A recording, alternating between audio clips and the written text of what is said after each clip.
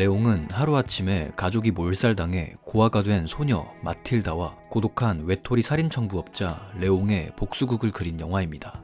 영화 레옹은 프랑스를 대표하는 감독 루익 베송의 작품인데, 루익 베송은 영화 그랑블루의 대흥행으로 인해 할리우드에서 러브콜을 받게 됩니다. 그는 미래를 배경으로 하는 거대한 스케일의 SF 영화 제5원소를 준비하고 있었는데, 당시 제5원소는 막대한 제작비가 들어가는 프로젝트였고 이를 감당할 수 있는 제작사가 없었죠. 주연을 맡게 된 브루스 윌리스마저 출연에 회의적인 반응을 보이기 시작하자 결국 촬영이 무기한 중단되고 맙니다. 어렵게 모은 제작팀들을 아무것도 못해본 채 해산시킬 수 없었던 루익 베송 감독은 뭐라도 해보자는 마음을 먹고 다른 영화를 만들어 이를 충당하기로 하죠. 그는 단 3개월 만에 각본을 만들어 영화를 제작하게 되는데, 그 영화가 바로 레옹입니다. 이 영화는 폭발적인 인기와 흥행을 일으키며 레옹 신드롬을 만들게 되는데, 이 때문에 배급사에서 약 9천만 달러를 투자받을 수 있게 되었죠. 결국 루익 베송은 자신의 평생 꿈이었던 영화 제5원소를 제작하게 됩니다. 하지만 오늘은 레옹의 비하인드이니 제5원소는 다음에 다뤄보도록 하겠습니다. 무뚝뚝하고 냉혈한 킬러, 하지만 그 뒤에는 순수한 모습을 간직하고 있는 레옹이라는 아주 잘 만들어진 캐릭터가 탄생하기까지는 여러 과정이 있었는데, 레옹 이전에 니키타라는 작품에서 레옹의 시초격인 캐릭터를 먼저 선보였습니다. 루익 베송은 장 르노를 킬러 빅터 역으로 캐스팅했었죠. 루익 베송이 밝힌 바에 의하면 매우 더운 여름날 어느 거리에서 매우 키가 크고 한 손엔 가방을 든 남자가 겨울 코트를 입고 모자와 까만 선글라스를 착용한 채 자신의 옆을 지나갔다고 하죠.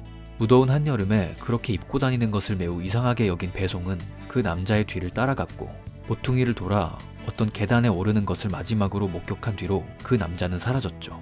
따라가는 것을 포기한 베송이 계단을 다시 내려가는 그때 총성이 2발 들렸고, 이때의 경험에서 아이디어를 얻은 루익 베송은 이를 니키타라는 작품에서 먼저 활용하였습니다. 니키타에서 무자비한 킬러 역할인 빅터라는 캐릭터에 레옹을 연기한 장 르노를 똑같이 캐스팅했었죠. 비주얼도 똑같이 말이죠.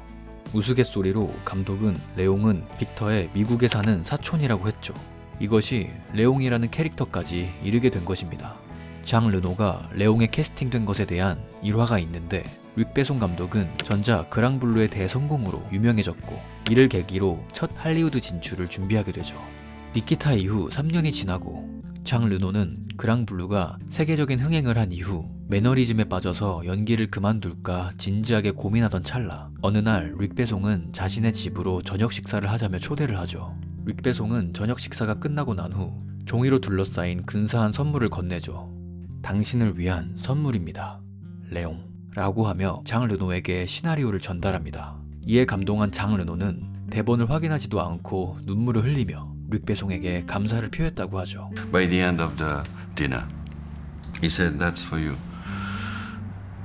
레옹." 이렇게 장 르노는 레옹의 대성공으로 할리우드 진출을 성공적으로 하게 됩니다.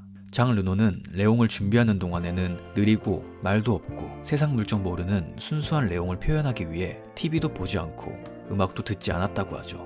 그는 영화 작업 내내 나탈리 포트만, 게리 올드만과 함께하는 모든 순간이 다른 세계에 있는 것 같았고 뉴욕에서의 촬영 자체로 너무 행복했다고 하죠. 하지만 그에게 영어는 큰 도전 과제였고 악센트 하나하나를 신경 써야 해서 정말 어려웠다고 하죠. What's your name? 리옹. 킬러와 어린 꼬마 여자아이의 스토리는 어떻게 탄생되었을까요? 루익 베송은 29살이었을 때 12살 소녀를 만나 교제를 했는데, 그녀는 바로 현재는 프랑스 영화 감독이자 배우인 마유엔입니다. 그녀는 레옹의 초반부 매춘부 역 제5원소에서는 디바 플라발구나 역을 맡기도 했습니다. 그녀는 1993년 당시 16살의 나이에 루익 베송 사이에서 딸을 낳았으며 영화 레옹에는 자신과 루익 베송의 관계가 많은 영향을 주었다고 하죠. 마이웬과 루익 베송 사이의 관계를 바탕으로 레옹과 마틸다의 관계성을 만들었다고 합니다. 그러나 마이웬이 20살이 되던 1996년 무렵 남편 루익 베송은 영화 제5원소를 촬영하며 주연 배우 밀라 요보비치와 불륜을 저지르는 바람에 이혼을 하게 되죠. 레옹 하면 마틸다를 빼놓을 수 없는데, 마틸다 역을 맡았던 나탈리 포트만은 사실 처음에는 너무 어리다는 이유로 캐스팅 디렉터에 의해 퇴짜를 맞았고, 캐스팅 디렉터가 뉴욕에서 섭외해 오디션을 진행한 배우들은 당시의 나탈리 포트만보다 나이가 훨씬 많은 15에서 17살의 연기자들이었는데, 이 배우들의 오디션 비디오를 전달받은 릭 베송 감독은 캐스팅 디렉터에게 격노하며 이 연령대의 배우들은 성관계가 뭔지 안단 말이다. 성관계가 뭔지 아예 모르는 연기자를 섭외해와라 라고 소리쳤다고 하죠. 그 중에는 반지의 제왕에 출연했던 리브 타일러도 있었죠. 그렇게 해서 나이가 어리다는 이유로 퇴짜를 맞았던 나탈리 포트만이 최종 캐스팅이 됩니다.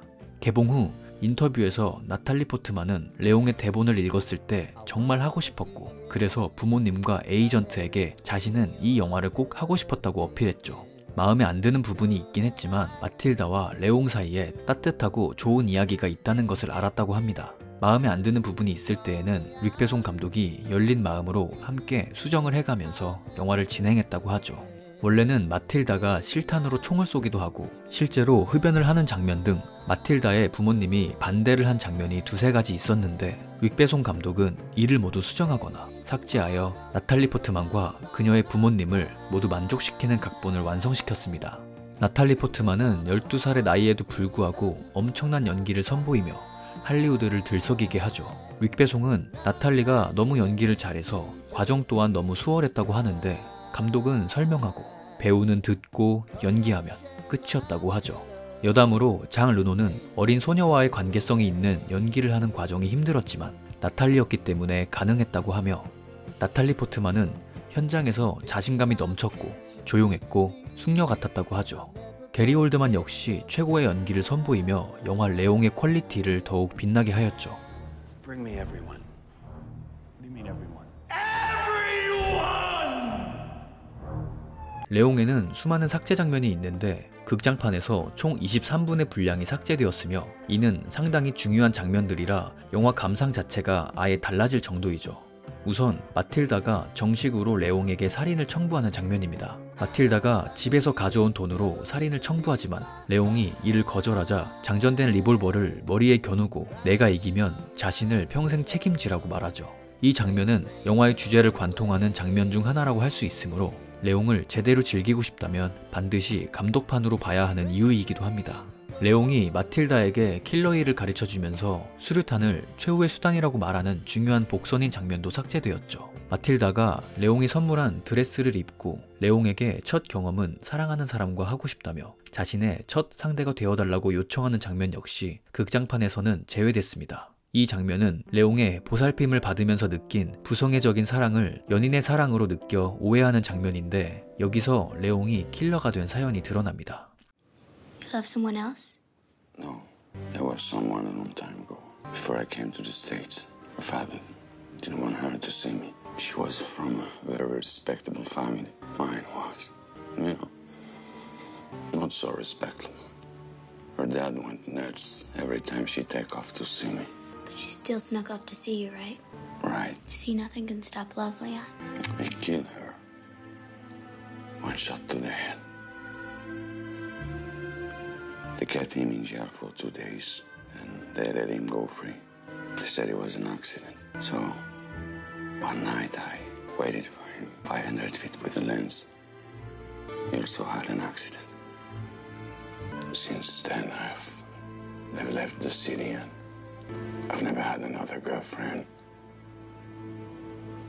Just do me one favor. What? Sick of watching you sleeping on your chair. We're gonna share the bed. 레옹은 평소에 암습을 걱정해 절대로 침대에 누워 편히 자지 않고 의자에 앉아서 쪽잠을 잤는데 이게 신경 쓰였던 마틸다가 한 번이라도 제대로 잠을 잤으면 좋겠다고 요구를 하는 장면도 삭제되었습니다. 릭 베송은 게리 올드만이 연기하는 스탠스필드에게 5가지의 모습을 꺼내고 싶었다고 하죠. 때문에 두 사람은 수많은 아이디어를 주고받았고 여러 가지 시도를 해보았다고 합니다. But for this kind of work, too light. I'm looking good. But for this kind of work, it's a little light, you know? I find him too light. It's too sweet. 그래서 이렇게 좋은 연기가 나왔던 게 아닐까요? 영화 레옹에 대해서는 수많은 루머들이 많았는데 어린 소녀와 중년 사이에 미묘한 기류를 그리는 장면들이 나오고 나탈리 포트만이 안 좋은 경험들을 겪었으며 레옹에 출연한 것을 후회한다는 루머들이 돌았죠. 하지만 이와 반대로 현장에서의 분위기는 매우 좋았는데 큰 문제가 없이 진행이 되었고 최고의 스태프와 빅배송의 호흡, 배우들의 열연으로 인해 순조롭게 진행이 되었죠. 나탈리 포트만은 현장에서 최고의 순간은 바로 촬영이 끝나고 제작진이 준비한 이 순간이었다고 하는데요.